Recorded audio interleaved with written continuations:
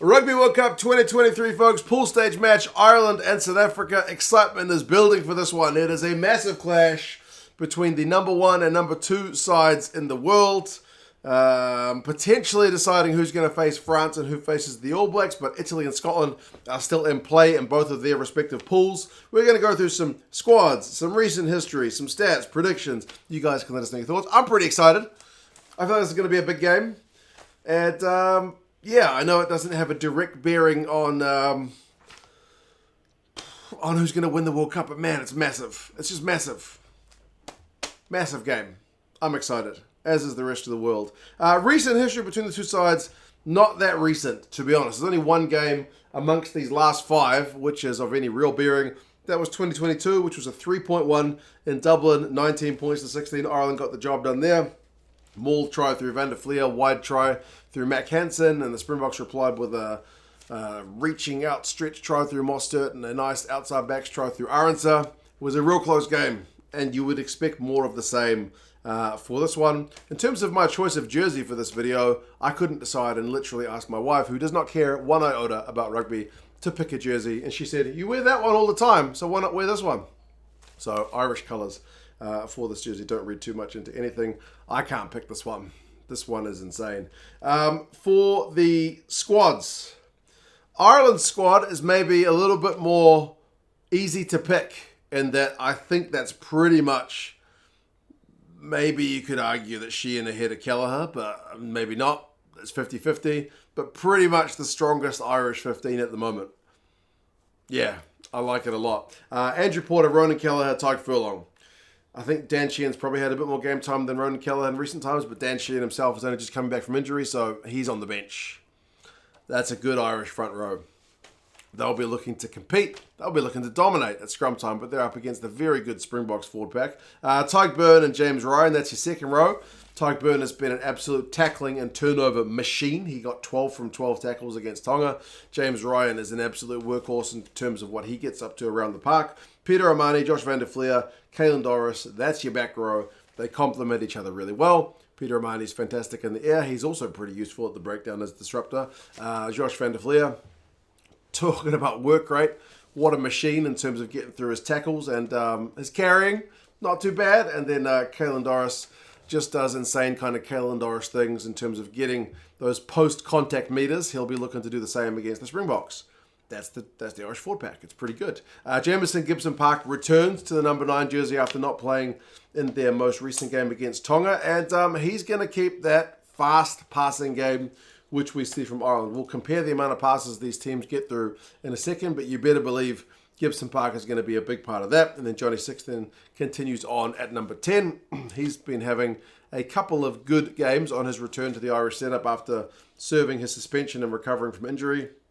But this is certainly a big step up in terms of the level of opposition. Bundee, Aki and Garry Ringrose 12 and 13, so pretty steady as she goes. Aki has been in phenomenal form across the first 2 games. Again, Ireland's kind of wiped the floor with both their opponents, but he scored 4 tries. He's had 39 carries, and against Tonga alone, he had 10 defenders beaten, which is pretty insane because the midfield he was up against was Pieter-Steph and Malachi Fekitoa, so no slouches.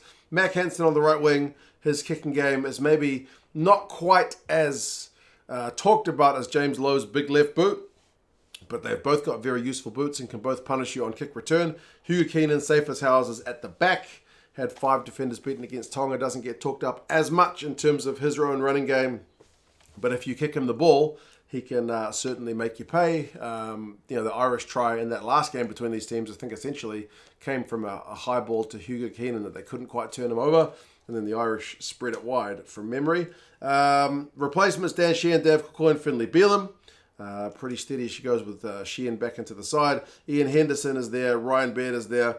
So you've got a specialist lock and a lock loose forward replacement. So there's some big Irish beef on the bench. And then Conor Murray, Jack Crowley and Robbie Henshaw, the 3 back replacements. So a little bit kind of more standard from what we see from coaches in terms of their bench. Jack Crowley being ahead of Ross Beirne perhaps goes to his recent rise in form. Also a little bit of versatility in the positions he can cover. That's the Irish side.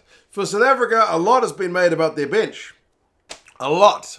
Because they've picked 7 forwards on the bench. which is very, very interesting. Andy Farrell in his press conference was grilled about it.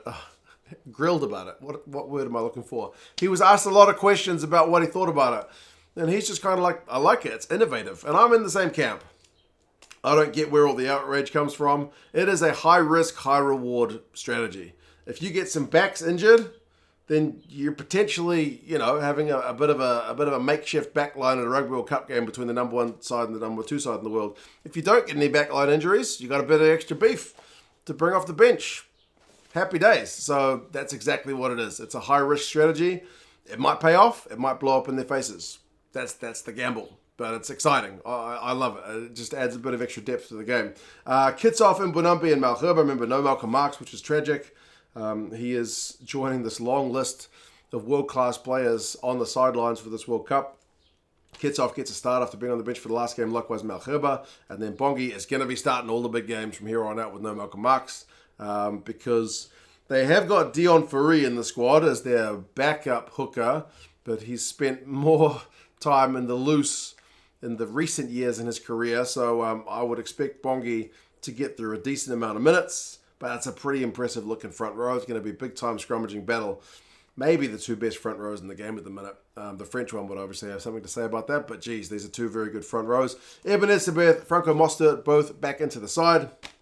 Eben, he's going to be mad. I can just feel his face. He's already got a bit of a scowl on it, but he's going to be relishing this chance to play a top side like Ireland. He'll be trying to get on top physically, and then Franco Mostert with his defensive game. Goodness me, he was a top South African tackler in that first game against Scotland, so he's going to look through to be getting through a bunch of work as well. Steer Kolisi, Captain Fantastic there at number 6.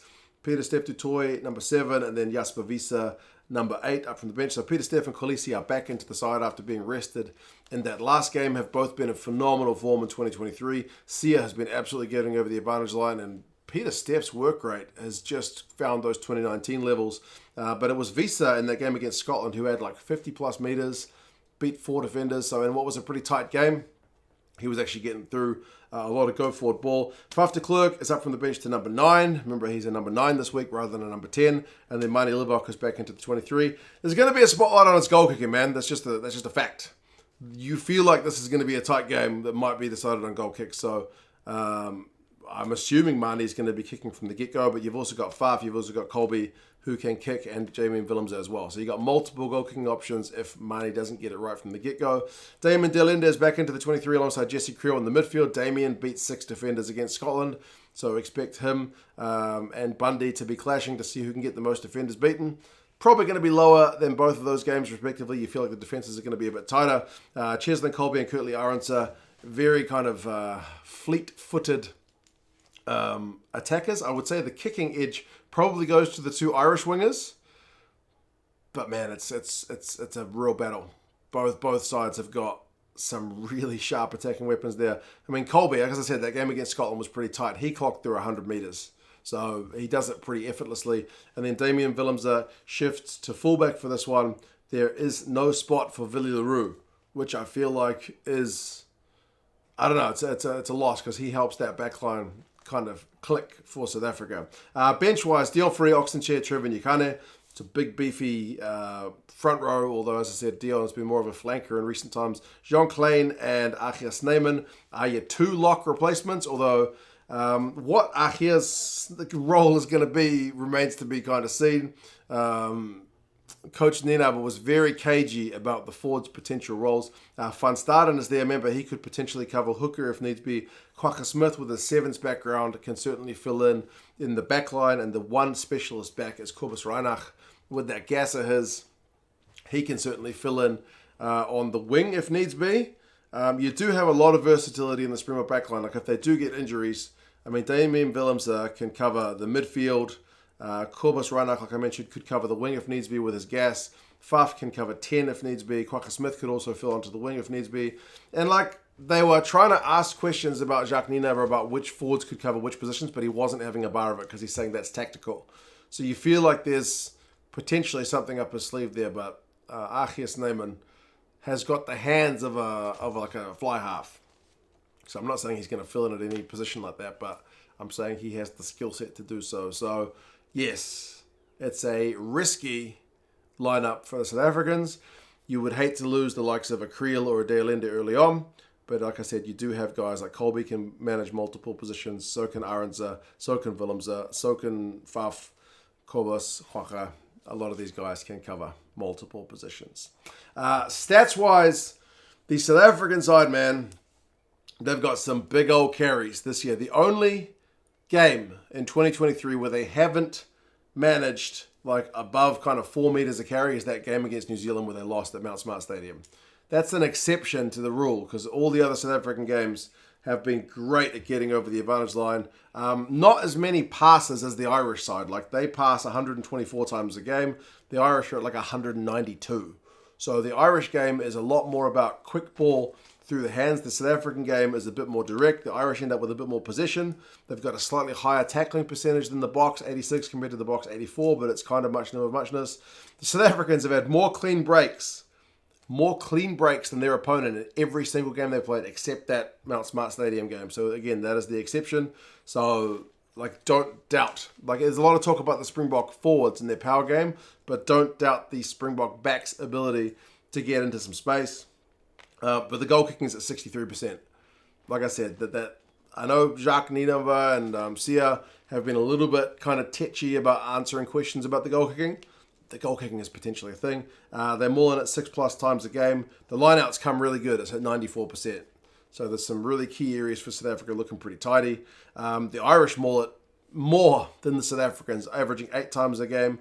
And their penalty count is slightly lower than South Africa's. They're conceding 9 penalties a game to South Africa's 10. So to be honest, both these sides have some pretty good discipline. So, yeah, you feel like that's going to be key. Obviously, for this game, please no injuries, please no red cards. Let's not be talking about Ben O'Keefe at the end of the game. Please, hopefully he has a cracker. It is on at Paris. It's a 9 o'clock kickoff, which is 8 in the morning for those of us in New Zealand with daylight savings. So make sure you set your clocks, alarms. You should be out of bed by 8 o'clock, shouldn't you? But, yeah, it's going to be massive. Predictions-wise, the bookies have got South Africa by 2. And the Rugby Forecast algorithm is really backing the Springboks, saying the Springboks by 8. Should be a fascinating game. Remember, if you want to watch this game, it is on ITV for you guys in the UK. If you guys are outside the UK, you can use a VPN to jump on and watch. Set the VPN to UK, ITV, watch your games live and on demand. But yeah, you guys let us know your thoughts, and I'll talk to you guys again soon. See you later.